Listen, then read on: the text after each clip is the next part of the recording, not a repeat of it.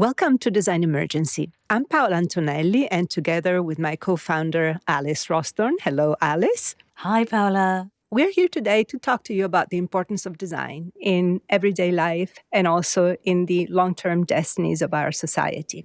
And today, Alice and I are here for a double act on the importance of crafts, a fundamental part of the design universe, and one that has had a particularly interesting resurgence in recent times. So it's hard to pinpoint a precise time, but in the past several years, in design schools and in international architecture and design fairs, craft has resurfaced with visibility of material processes, of regional techniques, of ceramics, weaving, woodwork, and also collaborations with artisan communities. If the prompts for this renaissance are rooted in ingenuity, empathy, and common sense, I have to say that also anxiety and fear play a big part. Humanity has been shaken by news of the environmental crisis, by coming to grips with systemic injustice and extractivism, shell-shocked by the sudden paralysis and isolation of the COVID-19 lockdown, and we're all anxious about AI's ability to obliterate jobs and careers. But you know what? Whatever it takes to wake up to reality. And it may be useful right now to begin with a distinction that is surprisingly recent, the separation between craft, decorative arts, and design. For most of human history, these categories did not exist in the way we understand them today. A woven textile, a ceramic bowl, a chair, or a metal tool belonged to the same continuum of human making, and objects were judged according to skill, to the time and the amount of people needed to make them, to their usefulness, beauty, symbolism, and durability all at once. The artisan was not separated from the artist and certainly not from the designer. Actually, the artisan was the designer. The rupture came with industrialization, when machines transformed production into something increasingly standardized and detached from the hand. And at the same time, intellectual hierarchies hardened. Fine art occupied the highest cultural category, decorative arts were relegated to ornament and domesticity, and craft became associated with manual labor, with tradition, with folklore, or with pre-industrial nostalgia. In the age of the machine, craft appeared increasingly marginal, even though movements from the arts and crafts to the Bauhaus attempted in different ways to reunite art, industry, and craftsmanship. And later, post-war modernism often celebrated industrial perfection while simultaneously erasing the labor, material knowledge, and tacit skills embedded in objects. But today, in the face of ecological collapse and exhausted supply chains, and the alienation, of course, produced by the digital evolution and by mass industrial systems, craft has returned, not as nostalgia, but as a critical language for thinking about how we live. One of the design world's favorite philosophers for this new age, the late Bruno Latour, argued that the old modern fantasy of mastery, the idea that humanity could endlessly construct, dominate, and redesign the world from above, has broken down. And in its place, he proposed another model of making, one grounded in care, precaution, skill, repair, and ethical responsibility, qualities that are clearly embodied by crafts, a post-heroic way of making, he says, a philosophy of attention. So in an ecological age, he argues, the future depends less on inventing from scratch than on carefully redesigning the world that we already inhabit. And I'm going to give the word to you, Alice, with your first example. Thank you, Paola. And as Paola and Bruno Latour have already suggested, there has been a long, often acrimonious history of division between the design and craft communities. And another catalyst for this is the historic dismissal by the men who dominated 20th century industrial design of craft as so-called women's work. And this misogynistic cliché was aggravated by supposedly radical design schools, including the Bauhaus, in its early years, when it restricted women students to feminine courses such as weaving and bookbinding, and lots of other design schools followed suit. Now, egregiously unfair though this was, it produced a succession of brilliant female textile designers, such as Gunter Stölzel, Annie Albers, and Otti Berger, and glorious experiments at places like Gospels, which is my first example. It was the home cum laboratory of the self-taught British weaver Ethel Murray, who lived among the arts and crafts community in Ditchling, a historic village on England's South Downs, where Mireille and her apprentices developed new techniques of spinning and weaving and organic dyes in the 1920s and 1930s. Some of her apprentices were experienced weavers who were determined to reinvent their craft, like Elizabeth Peacock, who went on to become an accomplished weaver. Others had no experience of textiles at all, but wanted to learn. And a few, like the Swiss designer Marianne Straub, were already established as talented industrial textile designers, but were eager to participate in Mireille's experiments, and in a visionary way were determined to embed elements of artisanal craftsmanship in their work. So Straub continued to develop textiles on an industrial scale for manufacturers like Helios and Warner. But the textiles she designed for aircraft, ships, universities, churches, and even London Underground seat covers were all inspired by Ethel Mireille's craft-based approach. Gospels became a hub of radicalism as Mireille and her friends were committed suffragettes, so they were all agitating for votes for women. And it was also an early queer haven. Elizabeth Peacock, for instance, fell in love with a local farmer's daughter, Molly Stobart, and they converted a nearby farmhouse into weavers, their home come farm, come studio. And when the great Japanese potter Shoji Hamada visited Ditchling, he left Gospels with a length of Mireille's cloth to make himself a suit.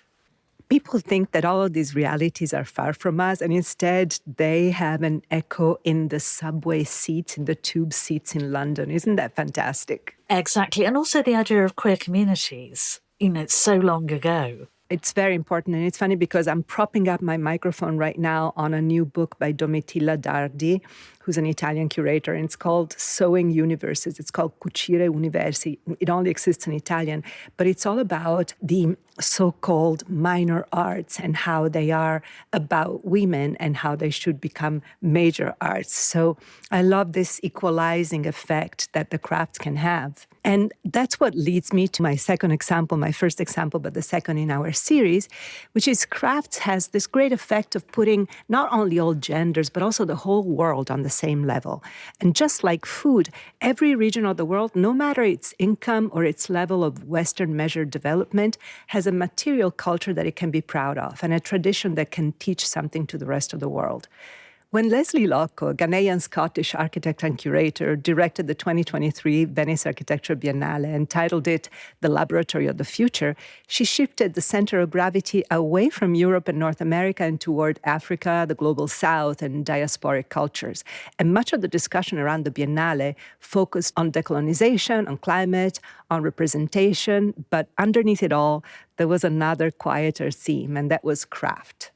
Not craft understood as folklore, but craft as knowledge, as material wisdom. And one of the most important effects of craft today is that it immediately destabilizes conventional hierarchies of power. Because when we talk about craft, suddenly every region of the world enters the conversation with authority. Every culture has techniques, materials, building traditions, textile histories, ceramic practices, agricultural system, and forms of embodied intelligence that industrial modernity never fully replaced. This was very visible through Locke's Biennale, with 89 participants in the central exhibition, more than half of which from Africa or the African diaspora. And then there was a 50-50 gender balance and an average age of 43, dropping to 37 in special project sections curated by different curators. Many of the projects rejected the universal language of industrial modernism, steel, glass, abstraction, neutrality, and instead foregrounded local materials, labor, climate adaptation, and collective making. Earth construction, weaving, recycled materials, handwork, and vernacular knowledge appeared not as symbols of poverty, of backwardness, but as models for the future. And what emerged was a profound reversal. For more than a century, architecture often imagined innovation as something that flowed from the industrialized North to the rest of the world.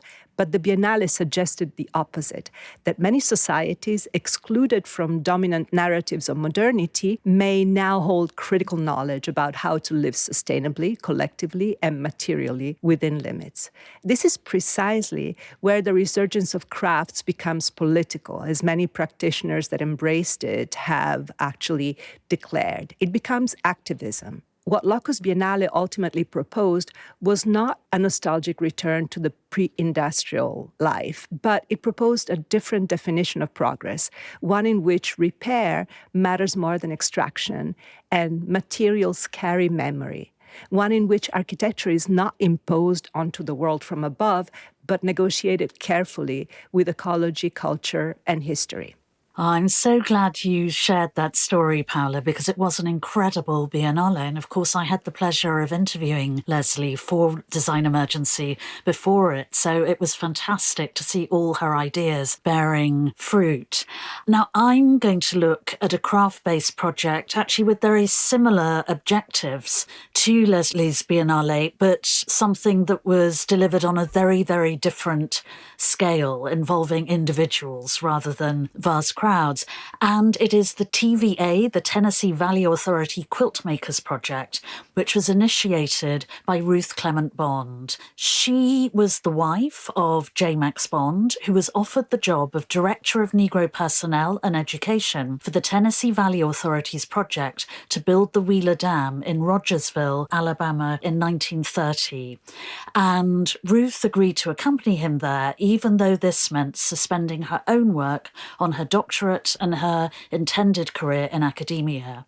Instead, the Bonds, both of whom came from wealthy, well-educated African-American families, decided to try to make a meaningful contribution to the lives of the TVA's predominantly black workers, almost all of whom had previously subsisted as sharecroppers and hadn't been able to furnish their homes.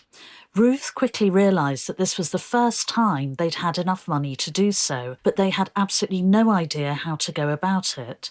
So she launched what she called a home beautification programme, in which she taught the workers' wives how to make rugs and curtains and encouraged them to revive traditional crafts that they'd been taught by their mothers and grandmothers, including quilting. And by doing this, they of course revived their family's craft traditions in a very different context.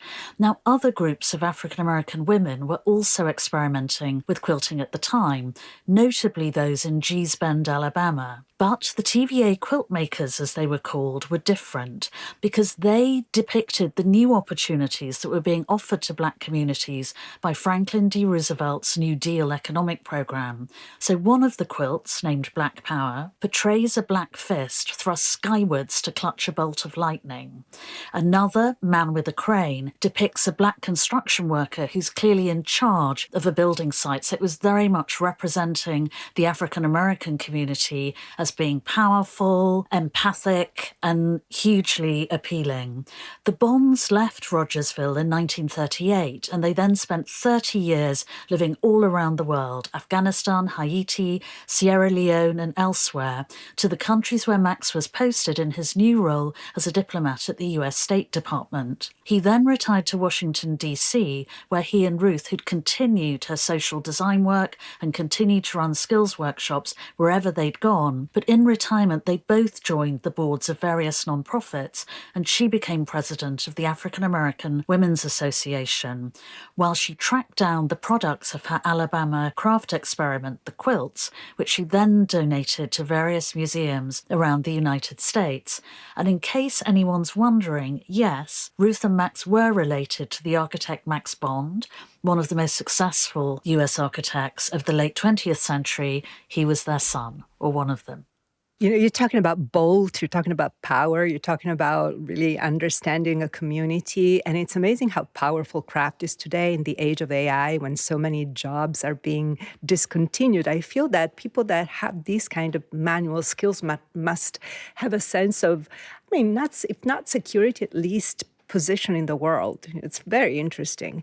And, this political power that comes from knowing what to do with your hands is something that we can find also in the work of Fernando Lapos, who we also interviewed in Design Emergency. But just last week, I was here in New York listening to him speak with another interviewee, Mailing Loco, and then an agricultural expert and a politician and a farmer. And I realized how really important the kind of work that is done by so many of these designers is. So Fernando Lapos represents really one of the most important evolutions of contemporary craft, which is craft as environmental and political and social activism. Fernando was born in Paris, raised in Mexico City, and then he studied product design at Central St. Martin's in London before returning to Mexico, where his work became deeply connected to rural communities, agriculture, and biodiversity. His projects use natural materials from corn husks to lofa, agave fibers, and avocado pits to address issues like migration, ecological collapse, and also the destructive impact of global trade on local farming cultures. His most influential projects is Totomoxtle, which began in the Mixtec village of Tonahuixtla in Puebla, Mexico. Laposse had spent summers there as a child, but when he returned after London, he discovered that many local farmers had left. After NAFTA, which is the North America Free Trade Agreement that was signed in 1994 among the US, Canada, and Mexico, industrialized corn imported from the US had devastated local agriculture in Mexico, and ancient varieties of Mexican maize had disappeared. The soils had eroded, and entire farming communities had dissolved, as did their beautiful traditions of exchange and care. And this is where the project becomes extraordinary. Mexico's slogan is "Sin maíz no hay país." Without corn, there is no country. So corn is not just food in Mexico. It is culture, history, cosmology, and identity. Mexico has 59 distinct land races of corn, plus countless local variations developed over 9,000 years through seed selection and maize domestication of selective cultivation by indigenous communities. And working with these communities and with CIMIT, which is Mexico's major seed conservation bank, Laposse reintroduced 6 ancestral maize varieties into the region. Then he developed a new material from the leftover husks of these heirloom corns, giving the community also new means of income. The process is concrete and tactile. The husks are peeled from the cobs. They come in many different colors, as does the maize. They're ironed flat by hand. Then they're glued onto textile backing, laser cut into shapes, and assembled into marquetry panels. The colors come entirely from the corn itself, deep purples, reds, blacks, yellow, and cream. And the resulting surfaces are stunning, luxurious enough to appear in all major manifestations like Art Basel. Then they are in the collection of the V&A, and I have to also admit at MoMA. But the real innovation lies underneath the aesthetics. Every panel represents biodiversity preserved, seeds protected, and local employment regenerated. This is why Laposse's work matters so much in the contemporary resurgence of craft. The object is never isolated from the ecosystem that produced it. Laposse later expanded this approach to another deeply political crop, the avocado, the aguacate. In Mexico, industrial avocado farming has been linked to illegal deforestation, cartel violence, and water depletion, especially in the state of Michoacán. So inspired by the indigenous resistance movement in Cherán, where communities organized to defend their forests from illegal loggers, Laposse began using avocado pits, skins, and fibers in new design works. And once again, the material itself became evidence of a larger system. His objects exposed the hidden ecological and social costs behind global consumer trends, transforming craft into a form of environmental protest.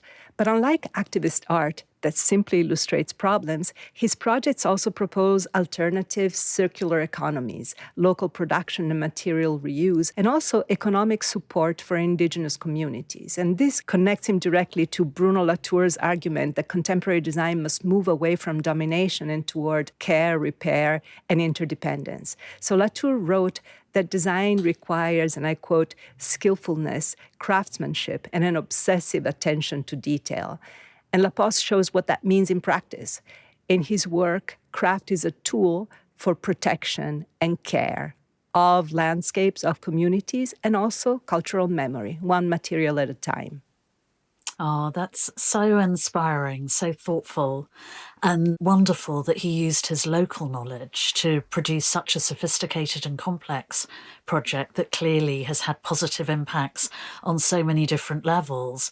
Now, my next example is one of an inspiring fusion of design and crafts throughout many centuries. And this is the proud history of, and I'm going to mispronounce this, so all Ukrainians must forgive me, Vyshyvanka, or Ukrainian embroidery. From its emergence in the Middle Ages as a way of enlivening everyday clothing to its symbolism of Ukrainians' pride in their independence amid the current tragedy and destruction of Vladimir Putin's illegal and egregious war, Ukrainian embroidery has always had a very special place in the hearts of people throughout Ukraine. Even in its earliest guise, it was held in such high esteem that Cossack warriors wore it in battle in the belief that it would protect them from danger. I can't imagine how this played out, but I imagine with carnage all round. But aesthetically, it became increasingly sophisticated from the 15th century onwards and was adopted as a symbol of national pride and identity in the 18th and 19th centuries, when Ukraine was conquered at different times by Poland, Lithuania, and Austria and Germany.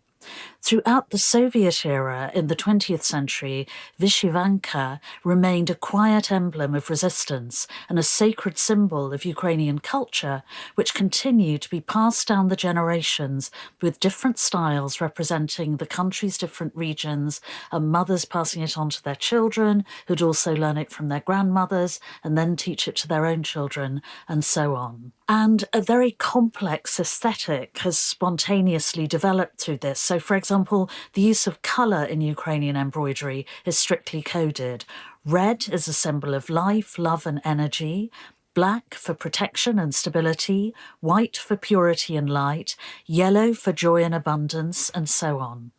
And the same coding applies to shapes, with circles representing the sun and the continuity of life, squares symbolising harmony and the earth's order, and crosses for balance. It had also varied in different regions, each of which has its own colours and symbolism. So, for example, Poltava is famed for its white-on-white embroidery, and Kharkiv for vivid depictions of the Tree of Life.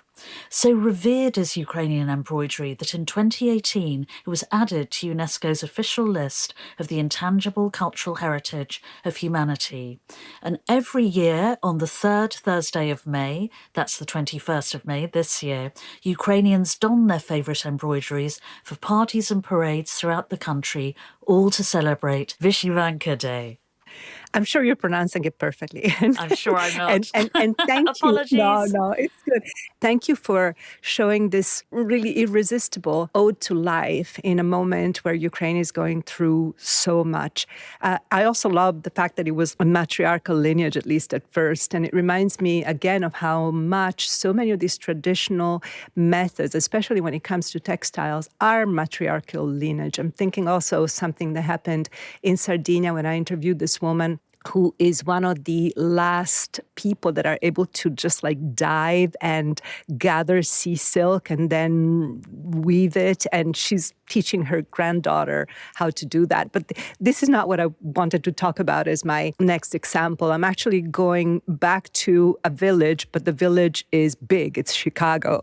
And I'm going to talk to you about Theaster Gates, who is a very, very well-known artist at this point and who's using his reputation to keep this attitude, this crafts attitude going. I'm using your title of your book, Design as an Attitude, Craft as an Attitude. So Theaster Gate is a great example of what craft as a philosophy can achieve. He's now very well known, as I mentioned, but he began his career as a ceramicist. And that background still influences everything that he does. He actually still does ceramics. He showed at Milan Design Week a line of tableware made in Japan for Prada. But this is not what I'm going to talk about. Instead of limiting craft to pottery or handmade objects, Gates expanded that attitude into something much larger, the repair of buildings, of neighborhoods, of archives, and also of communities. Around 2009, on Chicago's South Side, Gates founded the Rebuild Foundation, an organization dedicated to transforming abandoned buildings into cultural spaces through collective labor and reuse. One of the first interventions was the Dorchester projects, where vacant houses were converted into libraries and listening rooms and archives using salvaged materials and community participation. One building preserved 14,000 architecture books rescued from a closing bookstore. Another housed thousands of vinyl records from the legendary Chicago record shop, Dr. Wax. Then in 2013, Gates acquired the abandoned Stony Island Arts Bank from the city of Chicago for $1. And the building, which was originally constructed in 1923 and had been vacant for decades, was completely restored. And to fund that restoration, Gates removed marble and architectural fragments from the ruined structure and transformed them into artworks, sold them, and used the proceeds to finance the renovation. The restored Arts Bank reopened in 2015 as a cultural center containing archives, exhibition, libraries once again, and community programs. Repairing floors, restoring roofs, firing ceramics, preserving books, teaching woodworking. Craft is treated by Theaster Gate as infrastructure, and all become part of the same cultural ecosystem. In 2016, Rebuild Foundation even launched Dorchester Industries, a training program focused on ceramics, woodworking, and fabrication using reclaimed city materials. And this is where Gates connects so strongly to Bruno Latour's idea about crafts and design.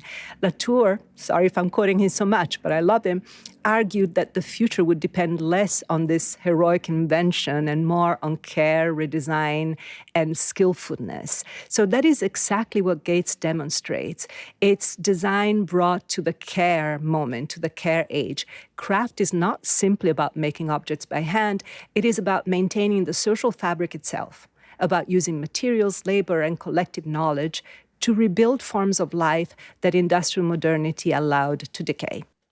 Well, this brings us very neatly to my next example, because there are many parallels, although he works on a very different scale, but there are parallels to the concerns and objectives of Theaster Gates. And this is one of both Paola and my favourite examples of a contemporary designer who combines a commitment to industrial design, to producing at scale, with his country's rich craft traditions, and that's Nifemi Marcus Bello, the Nigerian product designer who's at the forefront of both West Africa's dynamic design culture, which obviously Leslie Locko is a huge part of through her work at the Africa Futures Institute in Accra, and also the global realignment of craft and design. Now, Nifemi was born and brought up in Nigeria and Zambia before he moved to the UK to study industrial design in Leeds. He returned to Nigeria in 2013 and worked for the Mass Design Group in Rwanda before opening a studio in Lagos in 2017. He's since designed objects that are steeped in West Africa's cultural heritage and in his research into the region's rich history of designing and making. Much of Nifemi's work is inspired by vernacular products that he sees in daily use in Nigeria and its neighbours, including Lagos water carts and Beninese bamboo blinds. It's also influenced by historic West African artefacts, such as 19th century Igbo sculpture. In other words, it's completely rooted in his geography and his personal sense of history. He then identifies local makers who have the necessary skills, including craftspeople who are operating on artisanal scales near his Lagos studio and experts in crafting Beninese bamboo and bronze and Nigerian objects. His work explores contemporary issues, notably 3 recent experiments in analysing the ecological impact of the extraction of 3 different metals, bronze, aluminium and copper, in a trio of exhibitions at MARTA in Los Angeles and Tiwani Contemporary in Lagos. And these exhibitions were named Oriki after the Yoruba tradition of praise poetry. Nifemi's work is very clever, it's resonant and engaging, and he's won important design prizes, and it's been acquired for the collections of leading museums, including the Art Institute of Chicago, the Los Angeles County Museum of Art, and thanks to Paola, to MoMA in New York. And his latest show opened last week at the newly opened Fondazione Dries van Noten in Venice. Nif is exploding everywhere. It's wonderful to see him have such an effect and an influence on contemporary design culture. My last example brings down the median age of our episodes really, really down, because it is a young Japanese woman in her early 20s, Sumire Morino. Sumire represents a very different generation in the story of craft revival. Unlike earlier designers who rediscovered artisanal techniques through preservation, Morino approaches craft as something completely alive, something that can coexist naturally with snowboarding, with anime, with cosplay, and with internet culture. She grew up in a small town in Hokkaido in northern Japan, surrounded by snow sports. And then she studied lacquerware at the Traditional Arts Super College of Kyoto. Isn't it beautiful? Traditional Arts Super College, yay, known as TASC. Her medium is urushi lacquer, one of Japan's oldest craft traditions dating back thousands of years. Traditionally, urushi was used on bowls, on furniture, ceremonial objects, maybe decorative boxes, often as embellished with maki-e techniques using gold leaf, silver powder, mother of pearl, or pigments embedded into the lacquer surface. Morino learned all of these techniques and then applied them to snowboards. The gesture sounds playful, but it's actually radical. Her boards are covered with painstaking handcrafted details. Whales rendered in mother of pearl, silver leaf skiers cutting through snow, or even fried eggs assembled from tiny fragments of quail eggshells. The objects are technically rigorous examples of lacquer craftsmanship, but they're also fully functional snowboards and skis designed to be used on the slopes. And that tension between ancient techniques and youth culture is exactly what makes her work so compelling. So Morino herself says, to me, traditional crafts aren't old, they're just cool. And that sentence captures an important generational shift.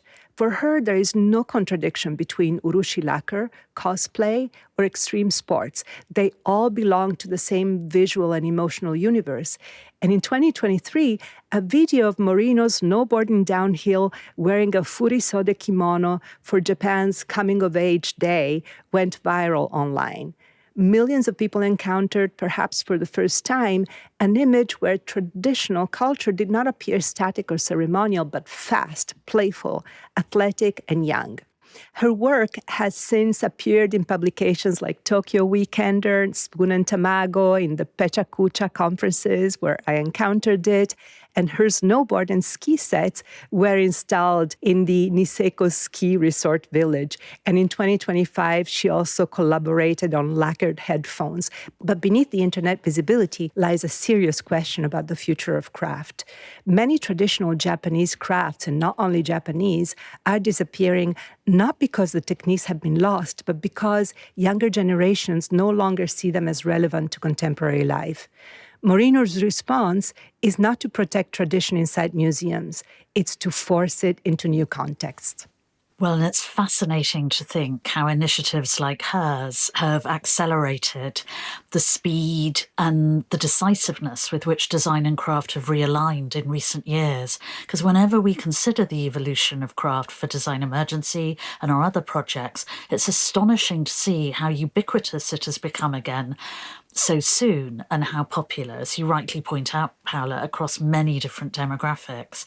But of course, an unexpected outcome of the expansion of digital culture since the late 20th century has been that as our exposure to and dependence on it has increased, so has our desire for the spontaneity, the idiosyncrasies, and the rich narratives of craftsmanship, which is arguably why crafts have become increasingly popular and extended their influence over every area of design and art. So thank you all for joining Paola and I for this Design Emergency double act on design's constantly changing relationship to crafts. You can find images of the projects we've talked about on our Instagram feed at design.emergency, and we look forward to welcoming you back very soon when we'll be talking to another global design leader at the forefront of positive change. So from Paola and me, goodbye.